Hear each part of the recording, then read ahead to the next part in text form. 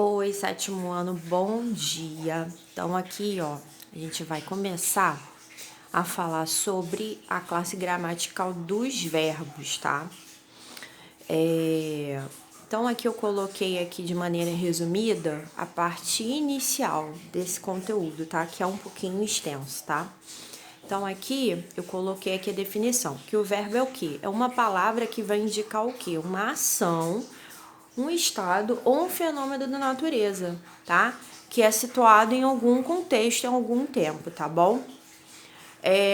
Para ficar melhor claro, eu coloquei alguns exemplos, tá? Aqui nós temos o verbo correr, tá? Que vai indicar uma ação. Por exemplo, na frase eu corri hoje pela manhã, né? Eu estou caracterizando uma ação, no caso, em relação ao ato de correr. Nós temos aqui também o verbo ficar, que indica um estado, por exemplo, uma aplicação numa frase. Eu fiquei muito cansado após o exercício. Esse fiquei, ele tá indicando o quê? Um estado, né? Um estado o quê? De cansaço, tá? E aqui nós temos mudança de estado. Eu coloquei aqui o verbo acordar. No sentido de eu estava dormindo, né? E deu horário no despertador e eu precisei acordar, né? Eu mudei de um estado. Do estado de dormir, passei a estar acordado. E aqui nós temos aqui o exemplo aqui de fenômeno, né? Que é o verbo chover, né? Choveu muito ontem. Então, está indicando que um fenômeno da natureza. Pode ser também nevar. Ontem nevou, né? Coisa que aqui não acontece, né? Porque aqui é um país tropical. Então, aqui prosseguindo aqui. Então, aqui eu preciso que vocês entendam aqui a estrutura do verbo, tá? Nós temos o que? O radical, a vogal temática e as desinências, tá? O radical é o que? É a base, né? É uma base que ela não vai mudar, ela não vai se alterar.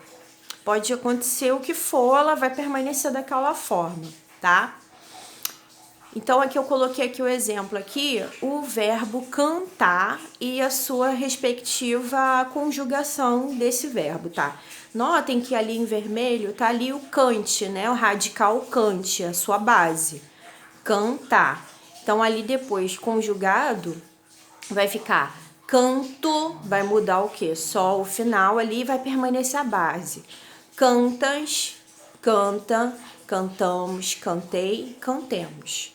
Então, assim, de acordo com a conjugação, a base dele, o seu radical, ele vai se permanecer, tá bom? Próximo aqui é a vogal temática, que é a junção do quê? Do radical para receber o quê? As desinências, né? Que são os outros elementos que vão estruturar esse verbo, tá? E vão o quê? Fazer com que a gente consiga identificar a qual conjugação ele pertence, se é a primeira conjugação, se é a segunda ou a terceira, tá? Como eu coloquei aqui os exemplos. Primeira conjugação são os verbos que terminam em AR, então eu coloquei como exemplo aqui o cantar.